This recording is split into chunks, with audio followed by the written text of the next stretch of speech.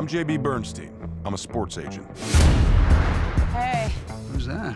She's my neighbor, not my type. Why? Because she's not a model. Yeah, stay away from that. Right now, I'm on the verge of a huge break. Without this deal, we're done. What's going on here?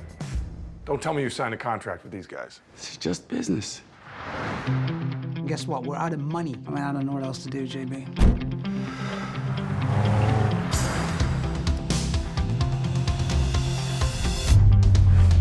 Hey, how fast do they pitch in cricket? I think I cracked this.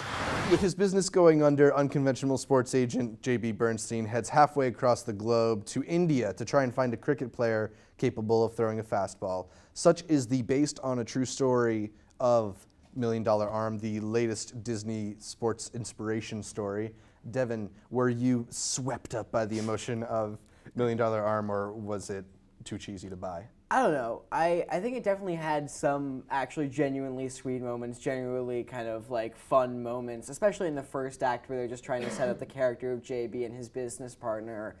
But it did have, especially in the third act, a lot of moments that were just kind of too cheesy to work.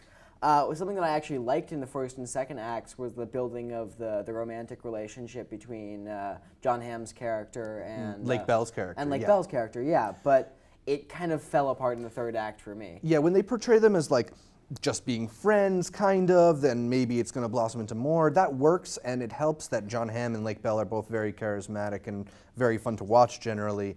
But yeah, it sort of gets into that cheesiness by the end, as does the whole sports storyline of it, where you know, when you're focusing on the differences in the cultures, I thought the movie did that well. You know, it sold some of the comedy in that aspect. But when you have to hit those beats that sports movies have to hit, it did feel, you know, very artificially constructed. So there were some things like that that bothered me. Although overall it was mostly the performances that carried me through this, not just John Hamm and Lake Bell, but Absolutely, great supporting cast overall. Asif Manvi as his business partner. I don't know the names of the Indian actors they got to play Dinesh and Rinku, but they were very good in the roles. The thing that sort of got me, though, was the portrayal of India in general. And the Indian characters that they had in the film. Yeah, it just sort of weird that they had this sort of condescending tone almost to the whole country, that it was a country based on bribes, and most of the people there were like happy to serve. And living, like, everybody was living in poverty, and like there was one shot where it's just they're driving through India, and like one of the kind of haha moments is like, oh, there's a cow going into a house, like, and it was all very kind of. The big gesture on the part of these two boys is that they serve dinner to John Hamm and Lake Bell, and it's just so strange, and like. He also like actually intentionally creates himself as a father figure. He patronizes them. Literally yells at them, "No more TV ever!" at one point, which just feels weird and so forced. uncomfortable and weird. Very uncomfortable.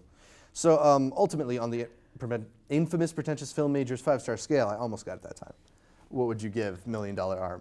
I would give $1 Million Arm, I think, 2, maybe 2.5, because it did have some actually good moments, but it undermined those with kind of consistent issues. I was surprised how compelled I was by the plot and how engaged I generally was with the movie. I wasn't so bored in it, but I was just uncomfortable for the most part. Just the way they portrayed Indians was sort of, I don't think it's going to be okay 20 years from now.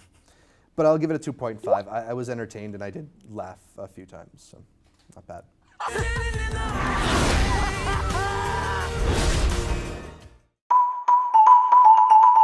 That does it for this video from the PFM channel. For more from Pretentious Film Majors, head to pretentiousfilmmajors.com or facebook.com/pretentiousfilmmajors, twitter.com/PFM show, tumblr.com/PFM. some stuff. PFM.instagram.tumblr. At PFM show on Instagram too. And we'll see you on Tinder also.